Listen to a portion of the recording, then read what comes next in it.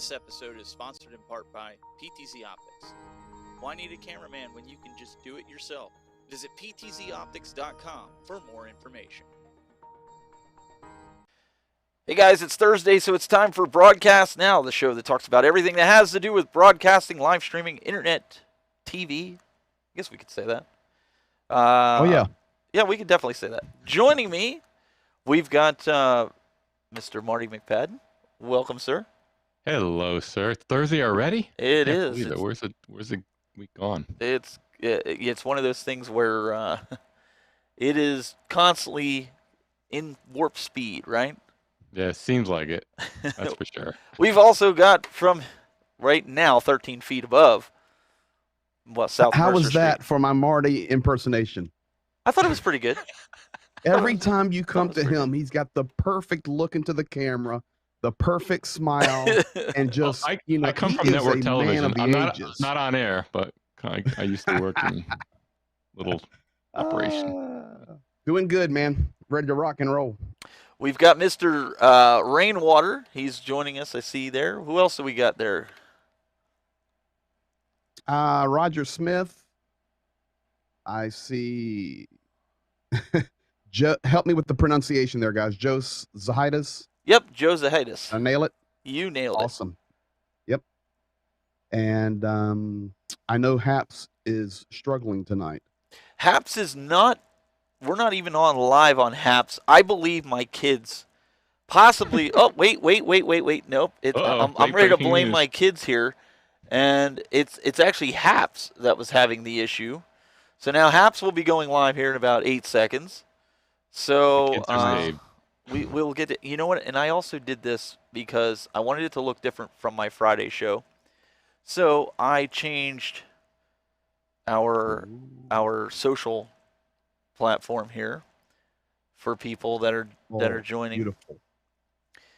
Yeah, so today, if people are wondering, yes, I just tweeted this out. Show structure.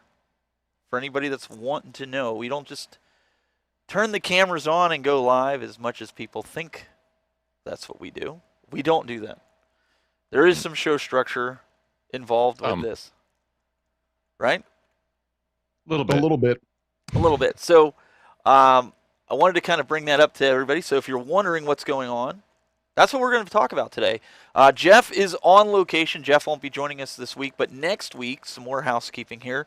Next week, 4th of July weekend. I know 4th of July is on a Sunday, but a lot of people go out camping. A lot of people go, especially now that the pandemic, people are getting vaccinated, people are going out, finally being able to see family and friends and people that they haven't been able to see. I just figured, a lot of people are going out of town. We're gonna cancel next week's show. Along with, we won't be doing the show for the gaming show. We're going to enjoy the time. I'm going to enjoy the time off. I know I took a vacation, but I got some comp time. Greg was yelling at me earlier because he wanted to go out fishing. He didn't get an invite. So Greg, instead of doing the show, we're going out fishing.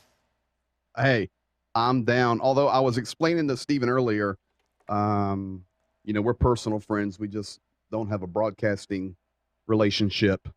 But he posted a picture about how he was out, and he called it night fishing. So I messaged him and said, hey, man, you going night fishing without me? You have to remember, Steven is a Yankee from the north, as Marty is as well. But I am from the south, even though I live in Pennsylvania now. Night fishing to me occurs in the dark. Steven's out there at 5 o'clock in the afternoon calling it night fishing. No, night fishing to me is like 10 p.m. to 6 a.m. and throwing that top water across the lake. So I'm going to adjust his definition of night. Well, okay, so it was after work fishing, but either way, we didn't really catch anything. I didn't catch anything. My buddy caught a catfish, but you're right. If you want the big cats, you got to go out at night. So maybe we'll do that, and you guys can watch the social channels for what we're doing. But let's kind of dive into this really quick. Enough of the chitter chatter banter. Let's start with you, Greg. Since you've been doing this for a year, you've been trying to figure out your wings. You've been trying to get your feet wet a little bit, changing some things up. Tell us what worked in your show structure process. Tell us what you do. Tell us how you get going. Well, I was thinking and prepping because already knowing the topic of what we were going to be speaking about, I started thinking about my own journey, my own transition into streaming, into live streaming, into video production, and mine has grown incrementally. Now, I've been on, I guess we could call it public speaking my entire life. Professional musician, playing all over the world, doing those things. But moving into the video world was just a normal transition for me. But one thing I've learned very quickly since I started going live last, what was it, Stephen? April, I think that's what it maybe was. end of Yeah. March. Yes. One thing I have learned is that structure and preparation are vital to your success. Stephen, can I throw a picture up and you grab it? Yeah, absolutely. Go ahead. Okay, let me do that right there. So I'm actually sitting right here right now. Yeah, we took that picture right before the stream went on. If you look at my streaming station, um, to my left is my vMix. I got a couple monitors there for monitoring other things, another monitor over for my streaming computer, my data computer to the right, my Elgato Stream Deck. But here's what I want you to pay attention to. Look at the sticky notes from the left to the right. And then you also see right in the middle of your picture, you see my PTZ Optics 20X camera. When I do my programs, I also have a cheat sheet right there. And I have prepared my structure, everything ready for my program. And even though I'm alone, I'm doing all the production, I'm doing all the preparation, everything is in my head. I still completely script my programs. We can talk about that more, Stephen. I don't want to just start going into all the details now because there's a lot to unpackage here. But that's basically what I'm looking at. And of course, you guys saw the towels there. That's because sometimes I get lathered up in my programs, and you've got to wipe the sweat off. So I'm prepared for everything. So let's start there. There's other details I want to get into, but let's let you and Marty unfold here, and then we'll um, collaborate on that. Marty, what about you? Do you have any, like, before we get into like the nuts and bolts and driving down the outline, do you have any pre-show regiment that you go through? Anything to get yourself in that structure mindset? Yeah, and to kind of dovetail off of what Greg was showing us is one of the things you notice about Greg's setup, which is really good, is he's obviously the preparation's there, but he's got everything within arm's reach. So using the example of the towels there, in case he gets a little lathered up, but it's always within arm's reach, right? Or I noticed the Stream Deck right there. It's all positioned. And Steven, your setup is very, very similar, where you have everything set up, ready to go. It's all within arm's reach, and you're prepared. Yeah, there you go. So he's got his keyboard, he's got his monitor layout all set. He's got his camera. One thing that I really like about his setup is he's got the camera right underneath the program monitor, and that way, that's another little tip. In fact, if we have time at the end, I'll add another little tip onto that. But you can see the layout there. It's all within arm's reach, all prepared, all ready to go. The other thing I like what Greg mentioned was about his sticky notes and the way he's preparing. There's always a rundown. And I come from my previous life before I went into business for myself. I worked at ESPN for almost 20 years in production. And one of the things you learn when you work at network level is exactly what Greg's doing and exactly what Steven does is you prepare a rundown and you know what you're going to cover. So, that's probably where I would start is preparing your scripted rundown. Doesn't mean you have to script every single word, but think of it as if you're doing a show, you want to prepare your rundown, you want to know what the main theme or topic is of your show. You want to be very clear on that and communicate that in advance, obviously, to your audience. And number two is you want to plan your segments. So especially like our show here is we strive for a 60-minute show. We try to keep on time. So that's part of it. So if you plan ahead and you're planning your segments and say you want to do, maybe you have 4 different segments, maybe 15 minutes each. Maybe you plan out in advance what your topics, what you're going to cover and time it out. The other thing I will say is when you're producing your rundown, always plan more than what you think you'll need, especially if you're doing live and especially if it involves guests, because you never know what's going to happen. And so what you want to do is obviously prioritize your content in your rundown, but make it nimble enough where you can move things around. And also at the end, always have, and this is what we would do at the network level, like Sports Center, to take a ESPN reference. If you go in a control room, you'll notice they have the A block, the B block, the C block. They do it in blocks. They always have at the end these extra blocks. They call them like the Z block and all the way down.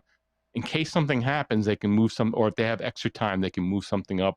Or if they don't, then it just stays there and it moves on to another show. The other thing is prioritization. If you're doing a live show and a segment gets really interesting, maybe goes a little long, and you're making a decision on the fly that you want to extend the segment, something else has to go. So if you prioritize your segments, what are you going to cut on the fly?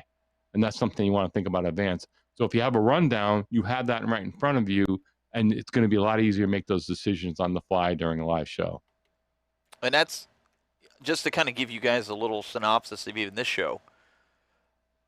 I'll talk to these guys after the show and say, hey, there seemed to be a lot of interest in this particular subject the week prior. Like last week, we got done with the show, and I said, hey, what do you guys think about show structure? Let's talk about that. Have each of you guys go through your routines with your clients or with just within yourself of how you do your show or how you prepare a client for the show. And I basically said, I'll go through and, Greg, I'll let you talk. And what this does is it lets Greg know, hey, he's got the green light. He's going to shut himself down when he knows he's hit that key point for that particular section, or Marty hits that key point. So that way everybody gets ample amount of time to speak. You don't notice on this show that everybody's talking over each other. And that's because these guys have prepared in advance what they want to talk about, knowing that I'm going to give them the platform to do this, and it delivers the message. If you just go in all willy-nilly, you're going to have catastrophe. Everybody's just going to just talk all over each other. And I'll prove my point, and you might not be able to see it, but at least it's digital. I got my iPad. That's my rundown. And so, when Greg was talking, I have bullet points, and I can talk to all these things, but I set this up in advance, like what can I cover? And then I can go through my rundown and say, I got to cover that. But at least I have something in front of me. If I don't, I'm trying to do everything at once, then you're never going to remember everything. So. And Greg, we didn't even know if you were going to be in here because you were planning on being here, but all of a sudden the internet drops, and I said to Marty, be prepared because Greg may not be joining us, or he might come in later because his internet's acting up. And Marty goes, oh, I'm prepared. I mean, well, Steven, let's be honest. We always had the backup plan where I would go on my phone, call into true. you, and be there. But, everything being natural and normal, you have to be prepared ahead of time because you never know what you're going to experience. So, bouncing off of that, success is 99% perspiration. Right? True. 1% inspiration. I would say it's 99% for broadcasting preparation. And, and then the talent flows out of your preparation. Maybe I can throw this out here as a helpful hint. So for me personally, I do 3 live streams a week. I do a Tuesday. Well, no, I do 4. You do 4. I was just going to correct you there. I'm sorry. I do 4 streams a week, not counting when I'm streaming my incredible abilities to play Call of Duty, Warzone, and Fortnite. But I'm talking stuff that actually matters. My Tuesday night, Friday night news programs that have now been picked up by Integrity Television, which put me in a whole different world of preparation that maybe we can talk about a little bit later. I know Marty can talk about live broadcast preparation with having television hit times, all that jazz. So that put me in a whole different world. That means I needed to prepare more. But my programs, whether it's Tuesday or Friday, Wednesday, I do music for an hour. And that's preparation as well. For me, I am always thinking about content. And you have to get to a place in your show preparation, your content preparation, that you do what works for you. For me, I am always thinking about content. And I have developed a system that works solely with my iPhone. You say, okay, what is your system working with your iPhone? Well, this thing right here is my content preparation device. Not, being able to access the internet, being able to write notes, none of that, but my camera. When I'm out and about in the community, I see something interesting that I want to incorporate into my news program, I snap a picture. When I'm checking a news thing and I see something interesting there, I snap a picture. When I'm out and somebody's talking to me, I go, oh, that would be an interesting guest. I snap a picture of them. Why? Because I have a personal regiment that when I'm developing my content, which for me, Tuesday is 4 o'clock, and then I go live at 8:30. So my live news is up to date. Friday, the same thing. I am referencing my content list off of my phone. That's how I do it. I don't write in the notepad. And then when it comes to the next program, I just scroll through. I go, oh, I've done that, done that, done that. Ooh, I need to make sure I get that guy on as a guest in the future. And I use my photo album as my content library. That's what I do. That's interesting. Marty? Oh, yeah. Yeah, I want to dovetail off of Greg brought up some really interesting points there, but I don't think people realize, and you use like the 99 to 1% ratio there. I call it like the 90-10 rule, where 90% of the work people don't see. It's all the preparation work. It's like what you were saying, Greg. You're really preparing all week, and if you see something if you're doing new shows, it's based on information you see, whatever, and you're getting a lot of incoming information, and you're distilling it and you're broadcasting out. But all that takes preparation. So you might see something interesting, you make a note of it, or you take a picture of it. That's a great tip. And then, as you're preparing for the day and you want to stay current, you're preparing at least for a couple hours ahead of time and getting everything laid out. And then it comes time where you're ready to do the show, but there's a cadence and a flow to it as far as a workflow goes. The other thing that you brought up was, and I don't think people realize that, the amount of work that it takes. I think there's a lot of people we see, especially beginner streamers, and there's something said for that. The spontaneity of maybe just taking your phone and streaming, that there's a place for that, certainly. But if you want to do, a really professional show, you got to realize it's a lot of work, and you got to prepare, and it's stuff that, and I think where people really kind of fall down a little bit is they don't see the value. I work with, this is something I train clients to do, is in the beginning, I don't think they realize how much work it is. And once I make it a team approach and realize, oh yeah, the more you put into it, the more you're going to get out of it. The last 10% is what people actually see on screen. And I think that's where the disconnect happens, where people say, why do I have to do all this work up front? People aren't seeing it. Well, that's going to contribute to the last 10% that people see. It's going to be so much better that you're prepared and you know what you're going to do and talk about, that you do all the 90%. And I think part of it is people don't see it. And a lot of people make that mistake of having that disconnect. The other thing is when you're doing a show, and I use like this bullet point system where I'm doing a rundown here, and it's not too script out unless you're doing a particular show where you're reading something, you have to do a read. But what Greg's doing, and I think a lot of it is, you have what you want to talk about, also having the knowledge of the subject to be able to talk to it. So what I do is I have these bullet points where I'm just doing these like I want to talk about scripted segment rundown or backup plans or technical aspects. And I just make little bullet points. Then I already know from experience, oh, that's what I want to talk about. And then I just go into it and just talk about it. But it helps when you know the subject. You have to know the subject. But The other thing I want to mention before we move on is you mentioned about backup plan. You mentioned about having a backup. Can't emphasize that enough, especially if you're doing something live. Always have somewhere to go. So if you're setting up shots, or if you have, like, especially if you're using a switcher, always have, like, say if you lose connection with a guest, always have somewhere you can switch to. You know, whether it's a standby slide, whether it's another piece of video, or whatever it happens to be, or keep that audience. You have to keep your audience informed, obviously, unless you lose complete connectivity with the audience.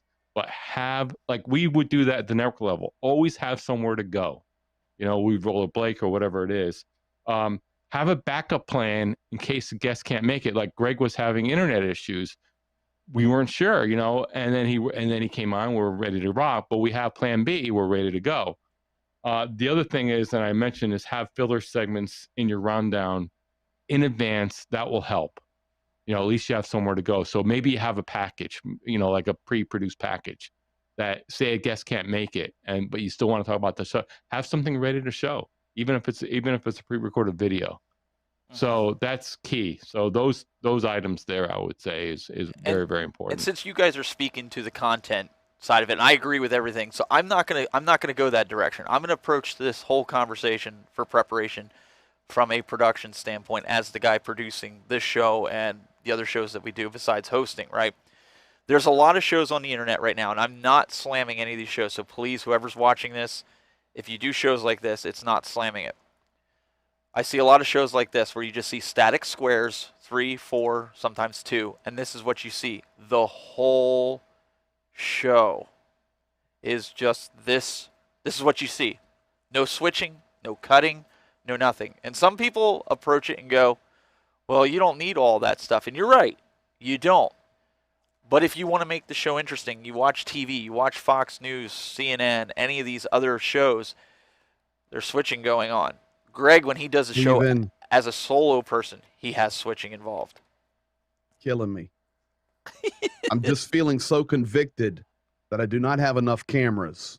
Now I've got to create 4 more angles to just no. See, that's just not it. Add more pressure so I can line up to the Stephen model of excellence. And I'm glad you brought that up, because these guys that are doing these shows, or that are static, have guests on, right? But these pieces of software allow you to switch. You can switch between those people. Now, we're talking about preparation. This is what I was getting at by that, right? I spend just as much time as a producer practicing my switches, where I'm looking at the camera, and I know that if I hit this button while I'm looking at the camera, I'm going to Marty. And then I know if I can go to Greg, or I know I'm coming back to us by still looking at the camera. This is preparation that I do. I practice my muscle memory, as if I've spoken about this before, where it's like playing an instrument. I sit there with my hands on my switcher controller and play it like Greg plays the piano. And it's something that I do to make myself better. And so I would say to anybody with those static camera shots that you're allowed to switch, you need to put in your time. If you're the host, you need to put in the time, so you're not getting like this. We're not doing shows like this. We're not trying to, I mean, if you were watching a show like that, you're getting dizzy, and you're like, well, wait, I got to go to this shot. Oh, wait, I got to go to this shot. Wait, nope, he's talking. Oh, wait, I got to come over here. That would get annoying, seeing that. So it's a double-edged sword. So you have to know when you're switching, why you're switching, and who you're switching to, so it's not absolute chaos. Otherwise, people are going to tune out because you're just switching just to switch. There's a cadence, Marty. You spoke about that earlier. Yeah, there's so many points here to unpack. Oh my god. I gave Greg Tourette's. He's sitting over there. He's like, yeah, you know, you bring up excellent points. I see that a lot, and again, I want to, off the top, what you're mentioning, what you're going through there, as far as, you know, pushing the buttons, you're doing something that pretty much no one else does, is self-produce at a high level, also be the host on air. That is something that is not done at the network level. At the network level, this is how hard this is. This is what Steven's doing. This is how hard it is. At the network level, everyone has one job. So the talent on set all they do is read what's in the teleprompter, listen to the director in their ear and the producer, talk to maybe an on-set guest or maybe a remote. They're just going through their script and they're doing their thing. They have a whole team of people behind them in the control room, in the audio control room, doing graphics, all that stuff, in the studio itself, A2, all, stage manager, all that stuff. There's a whole team of people that do this. I worked in control rooms. Everyone has one job. That's why in a real control room, you have a director. All the director does is call shots. Then you have a TD. TD it actually switches the shots on the switcher. Then you have a producer. They are concerned about the content, and they're usually up at the front bench with the director. Then you have usually an EP or CP, coordinating producer or executive producer. Then you have audio, usually in a separate control room, attached audio on the audio control on the board, an A1 called. They just are concerned about audio levels. Then you have the whole studio crew and the people that shade the cameras and a whole team of people, right? They're all doing, but it's almost like a football team. They're all working together. So what I would suggest is even when you're a small time producer, if you're not ready to do it at Steven's level, and that takes years of practice to be able to do it as smooth as he does. And one of the tips is you notice he uses hardware buttons. A lot of people like to use the software stuff, but he's able to place his fingers on the hardware button, like whether it's a Stream Deck or whether it's a MIDI device or whether it's an actual control surface for a TriCaster. He's able to put and know where the buttons are, and that's why you'll notice with Steven, little inside tip, watch him. He'll look down really quick. He won't make it obvious, but he's looking where his fingers are, and then he's making that switch. And you hide those switches really well because you have been doing it for years. Here's what I'll suggest. If you're getting into this for the first time, you may want to try to put together a production team, maybe friends. Everyone has a job. There's different techniques where if you can have someone, maybe they do the producing and you are on camera, or you split up the duties there, or even especially, and people can identify with this, if you're using a cloud-based solution, how do you integrate the comments? I mean, having someone just looking at the comments and integrating that, you don't have to do it all yourself. You can, and that's where having the same static shot up, because I get it. It's hard, to switch. It can be done, but it's very hard. It takes practice. And it takes a lot of practice, But maybe develop, or maybe you put together a team of people, and and people can do different jobs. You need to come over to my studio and help me when I'm doing all this crazy stuff. First of all, the first thing I'm learning is this is going to be at least a 4-week series, especially according to Rainwater. So there, in depth and so necessary. And what's very important, Rainwater, I see you there. I would suggest at least 4 angles, maybe 6, 7. Well, which side is your best side? Cameras I can squeeze out of Steven. Secondly, I did see the message from Joe Zahidas. Music, his ears perk up. What kind of music? We can always talk later. No, we can talk right now, Joe. I am a piano player, gospel musician, jazz musician, play all over the world, lead worship, gospel, the whole 9 yards. Been playing since I was 9 years old. The unique thing about me is I was born this way, 2 fingers on the left hand, and nobody thought I could play piano. And they're wrong. People now pay me to play the piano. So just beautiful side story there. You can accomplish whatever you want to accomplish. Now, when we're talking about show structure, and let me just bounce off of what Marty and Steven were saying there. When I think about show structure, time is key. So let's start from there. My program, and we're working on that for broadcast now. We are 6 to 7 Eastern Standard Time. My programs are 8:30 to 9:30 Eastern Standard Time. My Wednesday night music program is 8 p.m. to 9 p.m. And folks, I am a stickler for being on time and finishing on time. What happens is when people go over time on their streams, when they go over time on their content, here's what you can already know. They're not prepared. When I'm thinking about the programs that I do, I'm not just laying out my content so that it's laid out in some sequential order and logical order, which of course it is.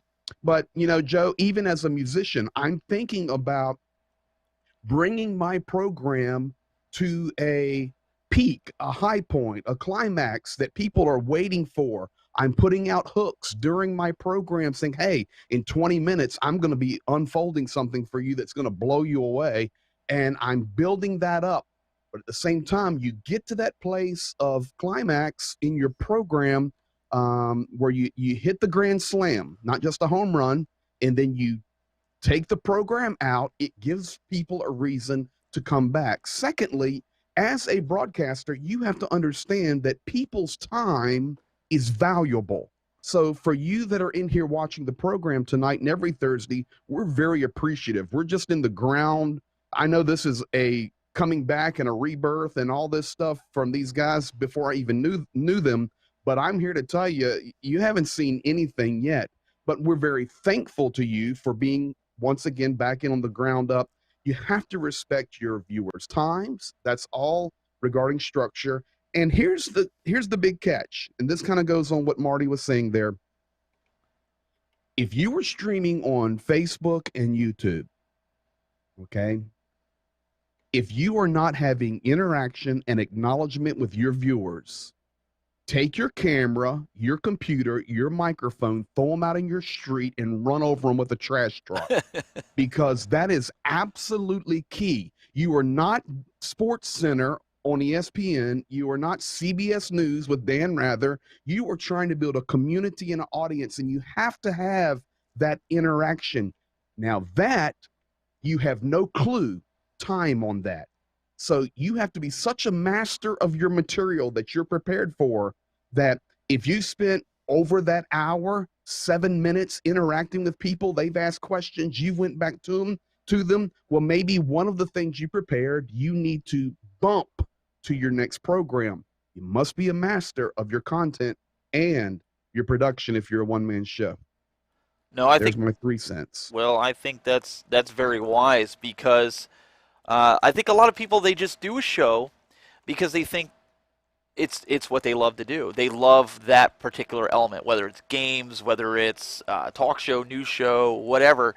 But they don't think out the structure behind it. Like, what are you going to do? And some people run a show for hours. And when we first started the Retro Buzz on a Friday night, we went for 3 hours, and that was like, Greg, you said you're a stickler for that. I mean, I was sitting there twitching because I'm like, we normally go an hour. It's like start on time, end on time, And then the community just kept asking questions. This is what we call the deadly game. I'm in escapes. You sit there and you just go and you go, and it's draining. And it's better to let your audience want more. Let them come back, because that's what's going to bring them back. And Rainwater in the chat room, he says, he said this show is made with this has a lot of golden tips here. Well, Joe, I want to step on you, Stephen, nope, there, but Joe was talking about music. And yeah. Honestly, music, guys, even if you're not a musician, think about this for a second. Think about your favorite song. Think about whatever genre, whatever era you're from. I have a degree in music theory from Virginia Commonwealth University. I studied with even Ellis Marsalis and Wynton Marsalis and all. I had a wonderful time learning all this stuff. And when you learn music theory and songwriting, here is key phrase: don't bore us, get us to the chorus. Think of your favorite song. That part of that song that you want to get to. That is exactly what you want to do on your streams as well. You'll have a lot of other peripheral things going on, but there's some pinnacle you're trying to get to. You've got to get there. Content drives that. Yeah, and it's not just knowing your craft. If you're unprepared, I think Marty, you said it a little bit ago. If you're unprepared, or Greg, you said it, your audience will know if you're unprepared. Absolutely. And you have no clue. There'll be no direction in where the show is going to go. And just to kind of put my money where my mouth is, so to speak, right? I want to show you guys. This is my tip of the week for you guys. We're not ending the show, but I want to throw this in there because this is very valuable in what we're talking about. And you can see firsthand. Pay attention to my watch on this tip. Oh, hey guys. It's time for your tip of the week here. And I know it's only 3:35 East Coast time, but I'm already setting up for the show tonight because one of the things that you definitely want to do is get on early with your co-hosts for the show, no matter what show you're doing. What you don't want to do is wait till the last minute to set up all your gear and make sure everything is up to date. Because we all know Windows has a tendency to, at the last minute, want to update.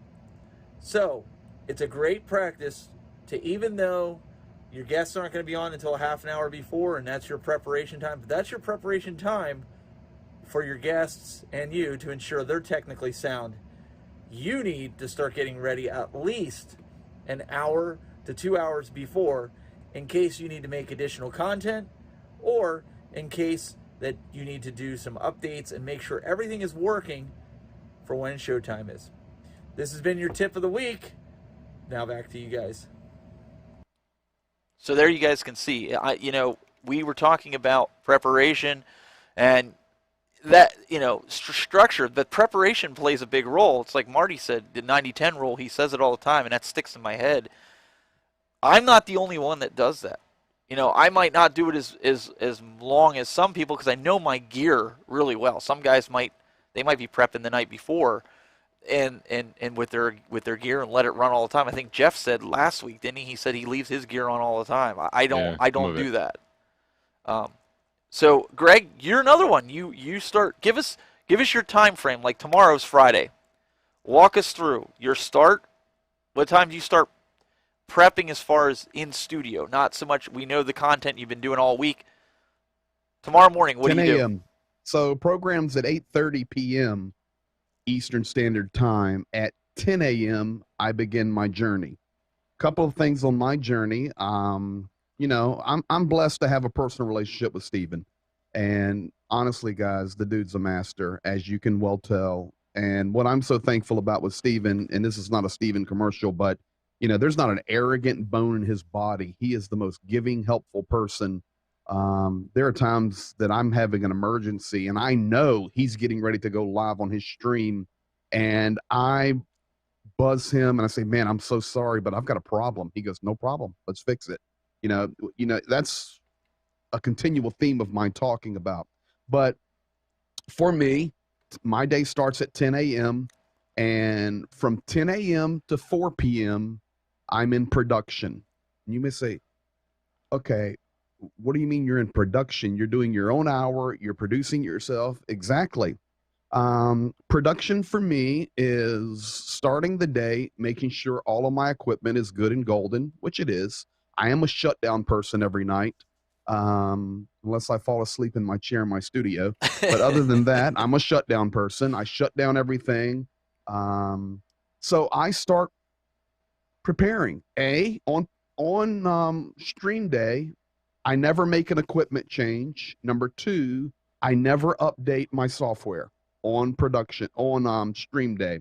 For example, I've got a update sitting here right now, my vMix. I will not update that until Saturday because I'm on broadcast now tonight. My program tomorrow, not taking any chances, although vMix is extremely stable, no problems there, but I'm not going to risk it. That's okay. I did the update before. I did the update before the show, so it works.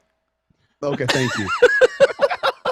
So sorry, I had to throw that in there. From 10 to 4, I'm laying out my production. Now, my production may include, I'm going to show 2 video clips. So now I'm over in Adobe Premiere. I'm doing some pre-editing. I'm doing some audio editing, all that jazz. And you say, well, that's a little content. It connects to content, but it's also preparing the production. I get all that prepared. And from 10 to 4, that's what I work on. Now, it's not stressful because I know I've got 6 hours. I'm not building a new program. I'm opening up my same file in vMix, and I'm making adjustments. And then at 4 o'clock, I do a run through. I have about 30 shortcuts on my Stream Deck, and I literally, at 4 p.m., start with the first one, microphone, countdown, news intro pre-roll, social lower third, turning up all these things. You don't know what they are. And I make sure they're all working perfectly. If I have a guest, then is my pre-call for my guest, 4 o'clock. We do the vMix call. I get them in. They're comfortable with it. And then I have a roll back in for them at 8:15 p.m. Now, at 4 o'clock, I then go downstairs, I get something to eat, and I watch one episode of Criminal Minds. It resets me. I get out of the studio. Y'all think I'm joking. I'm not joking.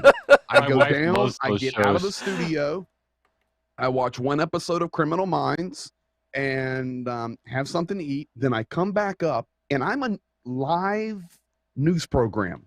This is not premiered. This is not prepped. This is live. So I'm pulling data in, the most up-to-date, the most accurate for the final 3 hours, rolling that into my production, which is prepped. 8 o'clock, I'm sitting in the chair. Everything's ready to go. I'm playing Clash of Clans on my iPad, having a great time. I have no pressure. And when it's time to cook it, I hit the button and away you go.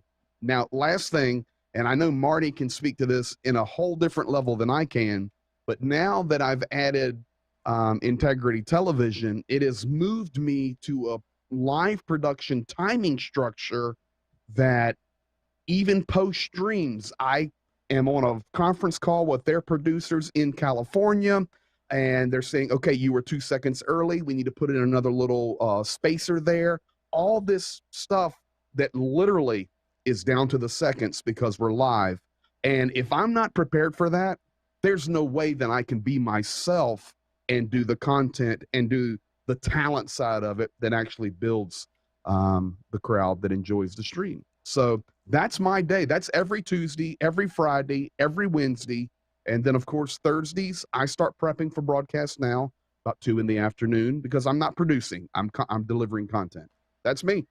Marty, before you jump in with the audio and how you prep them, no, I just want to go back to what Greg said here real quick about the Stream Deck, and he goes through every single button. Guys, that's exactly what I'm talking about. He's learning that Stream Deck, so he knows where that button is, so he can blindly touch it for his sound effects to have a cheer or a boo or what,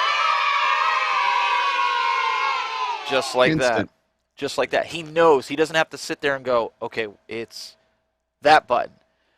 That's how you learn. That's how I sat here to learn the TriCaster controller. That's how I can lean over and press a button on my Stream Deck to trigger a comment in here.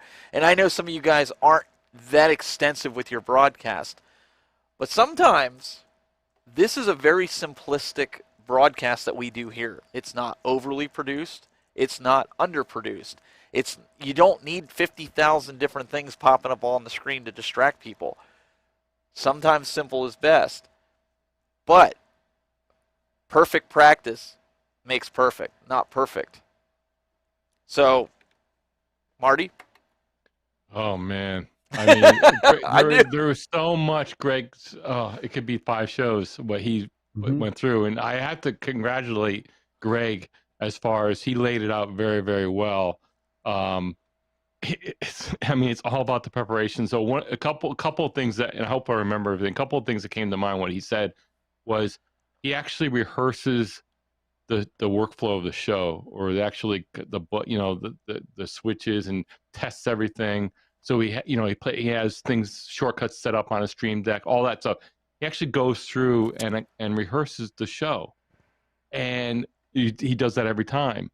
Which, the more you do that, the smoother it's going to be. Now, it's all about trying to eliminate as many points of failure as possible. You're not going to eliminate everything. Doesn't mean say if the internet goes down, that's beyond your control. But the idea is you want to try to eliminate what you can control the best you can.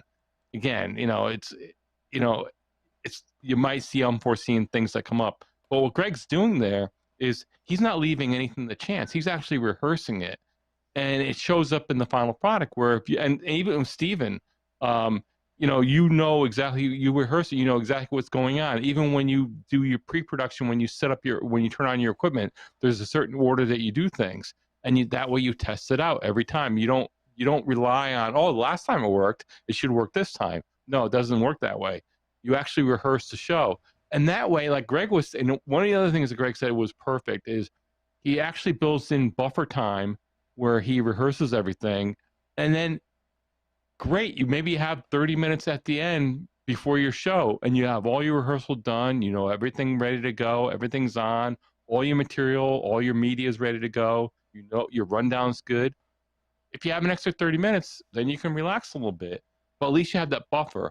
Or maybe have a guest come in. I always have guests, if I'm working with clients, especially if it's a live stream, I have them come in minimum 20 minutes before. If I can get them 30 minutes before, I do that.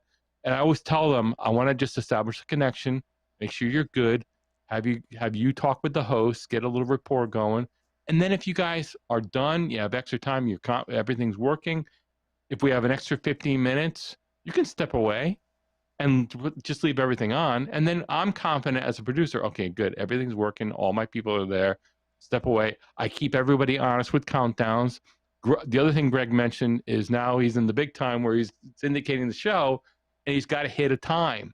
You know, it's not like when you're doing your show, like if you're going out on YouTube and you're a little late, you're in control, you can do that. But in the network level, big time, and you're responsible to somebody else where you're syndicating, those guys, you need to hit the time. So you need to, you know, at least when I worked at ESPN, we would have atomic clocks, you know, we would have the clock all around and it would be the same time for everybody. And we're literally to the second, you know, or we're going to break. It's literally everything's, those shows are timed out to the second, and including they're always being updated on the rundown. So Greg, and I can feel your pain there because you have to hit that time and you have to be ready to go. So you have to do a rehearsal. If you're waiting, so what if you're waiting there 15 minutes doing nothing? At least you're ready to go. Like when we do this show, we go at 6 o'clock. We both come in there about a half hour before. We don't do it because but we do it because we want to make sure everything's working. Then if we have extra time, we're just, chit-chatting a little bit. Who cares? We're ready to go. Greg hits that Steve hits that countdown at 5 of, and we're on the air right at the top of the hour. That's what we strive for. In Greg's case, he has to hit the time. So Yeah, he's it's got to be absolutely disciplined. key. Yes. Well, and to be honest with you, I was struggling with that because honestly, I didn't know how to do that, Marty. I thought I was doing it right. I had met with their producers. We had done all the ping tests. We had done all the delay tests. Yep. Everything was solid, and I still screwed it up until, here we go, Steven, having the experience as a broadcast engineer, says, you're doing your production clock wrong. And actually, right now in my vMix and on my multi-view is a production clock that is already running, counting me down to tomorrow night's show when I have to hit the button. So it's always running. I can look right now. I can see how much time's left before I have to go. And that go means my face is on that screen. So it's a learned experience, but it's well worth it, to put the time in. And it's much better going into your production, into your stream, having peace, feeling good about yourself, and enjoying what you're doing versus stressing out. Because remember, if there's no people, there's no stream. So people are sacrificing their time to watch what you're doing. Be respectful of them and be on time and have great content. It's vital to success long term. And for those, just for a tip from the production standpoint, you're going, well, I don't have a TriCaster like Steven. I don't have vMix like Marty and Greg. How do I tell a time? You can buy a clock. I don't have it right here in front of me, but I'll get it here in a second. That you could hang up or sit on your desk in front of you that you watch if you're producing, and something that has it to the second that you're able to do that. Practice that, because you don't know. There could be a time, just like Greg. Greg didn't know when he started this journey a year ago that he was going to be syndicated. It happened. They love his show. They brought him on, and now he has to learn this.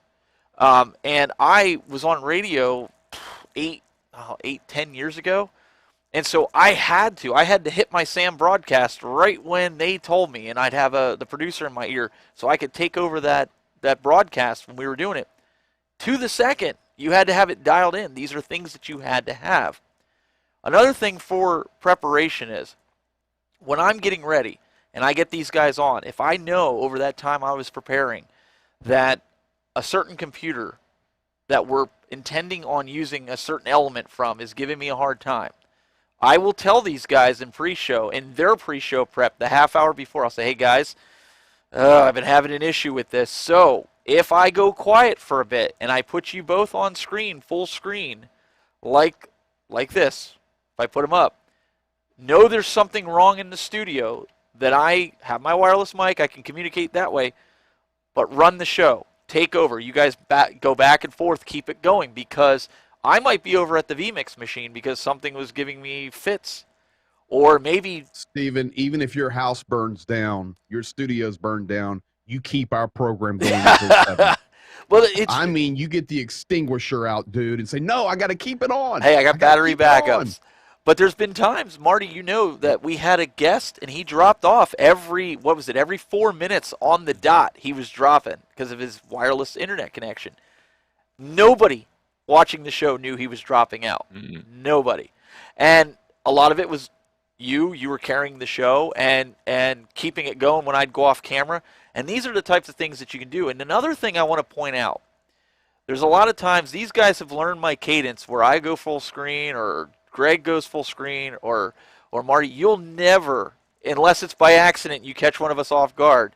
Yes, you'll never. Marty just did that. Here, put me on. Here, I'll put him on camera. You'll never see me go like this, and Marty's taking a drink of his drink, or Greg, or you'll never see that with the show. And the reason being is, do you ever see that on network television when they're doing talk shows? Now, Greg, you have a segment called The Beverage of the Night. That is, yes, I do. But that is part of your show. Okay, so Give me full screen, Steven. Yeah, there you go. Ladies and gentlemen, what you are about to witness is not only exciting and educational, but sometimes a bit risky as well. Do not try this at home. It's time for the beverage of the night. Yep, that's what I do. And people from all over the country, and actually I've had a beverage from Japan, send me these beverages, waters, teas, sodas. I've drinking top ramen soda from Japan to try, and it's a part of the program, and they live vicariously through that. Now, I wanted to say one thing about comfort in production. I spoke for PTZ Optics Worship Summit, and I know that Jeff did as well. Correct me if I'm wrong, Steven, but I think my go time was 4 o'clock, somewhere around there. Yes. Yep. Okay. So, folks, listen to this. My go time was 4 o'clock. I had a 20-minute main session. I was speaking, and I actually went to Steven's studio to do that. Steven produced me. He understood everything. Of course, he understands my cadence. He did all the production. All I had to worry about was content, because it was very important. It's a pretty large event. Even though Steven was doing the production, and all I had to do was content, and I can do content till the cows come home, and Steven, you don't get any better in production than Steven. My go time was 4 o'clock. I showed up at his studio at 11:30 in the morning, 4.5 hours early. So we were ultimately prepared. We can't stress it enough. Preparation's the key to show structure. Yeah, absolutely. Absolutely. And I try to do my best to be prepared before the guest gets here and have all my nuts lined up and my bolts lined up and everything working good, my T's crossed and my I's dotted. This is the clock that I used to use when I first started. That I have the temperature turned off here, but there is a way to turn on the seconds right up here in the corner. I have it turned off because it just drives me nuts because I'm not using it. It's sitting over there. But you can get a clock like this, and this is an Atom clock. It registers with the network or however that works. Tells you the moon phase if you really want to know about it. But it's big enough that I used to set it on my desk, and I could know and watch it to a T. And I would and that's how I did it in the beginning, because I didn't have the TriCaster, and I needed a clock, and I had to follow it. So find a digital clock that's big enough like that has the seconds, and put it in front of you. You mean there's like the one I'm looking at now has hours. In Army time, it's 1857, 41, and 20 and counting. It's going. So it not only has seconds, but it has milliseconds. That's how crazy I get in here on my clock readout. If we had an important show that had to go on, I know to the millisecond we're going to be on. Yeah, I would say the moral of the story is when you're planning this, especially if you're just starting and you're not sure how long it's going to take you to prep, work backwards. So if you have a show, say it starts at 6 p.m., make a list of everything you need to do: show prep, technical prep, getting your equipment, whatever equipment you're using, make sure that it's on, functioning, all that stuff. Just work backwards, allocate some time, practice it, work backwards, and figure that out, and kind of map out your workflow and build in a little extra time, because I think a lot of people, they don't see the value of building that extra time in. Even if you're sitting around for an extra 15 minutes before your show starts, and Greg brought this up, it's a great feeling to know you went through all your prep, all your rehearsal, you're ready to go, everything's functioning. If you have to sit there for 10 minutes, who cares? Seriously, and you're counting down the time, you're good, you're comfortable, you're getting in the zone. I mean, especially if you're self-producing, there's so many things you have to do. But just get in the mindset of you. And again, there's nothing wrong with going, commando and just turning on the phone and streaming and whatever. There's a place for that. But there's a certain result that's going to be before that. And if you have a structured show, you're just doing yourself a disservice. If you expect you just to sit down 5 minutes before you're starting the stream and you're going to turn everything on, expect everything to work perfectly, you're just going to be stressed. Just get in that mindset of, committing that extra time, doing it, and you're going to be so like, and that's just how we used to work at the network level. Yes, I would be an AD in a control room. We would get in there at least a half hour before the show, and I wasn't even producing the show. I was just one AD, cutting back from breaks. But you would have to be in the position a half hour before. Many times you were just sitting there, you're just communicating with remote, make sure everything's working. Once everything's working, okay, you sit there for an extra 10 minutes. Who cares? And then you're counting down the remote and you're ready to go, and everything's so smooth because everything's going to work. Just get in that habit. Trust me, you're gonna have that much better show, and you're gonna get used to it, and your workflow is gonna improve, as you do it. And just like that, nobody saw me get up and get the clock. Nobody saw any disruption. I got up, I walked around, grabbed my clock, sat down here, right in the position, because I think Jeff Rainwater in the chat room, and Liz also says that's the old G clock. She remembers back from the OG studio. She's absolutely right. That clock has been through a lot. But guys, speaking of time, we're kind of out of time. I mean, we could really go into this more, but let me throw out one practical tip for people. Hurry up! Steve. You got 60 seconds.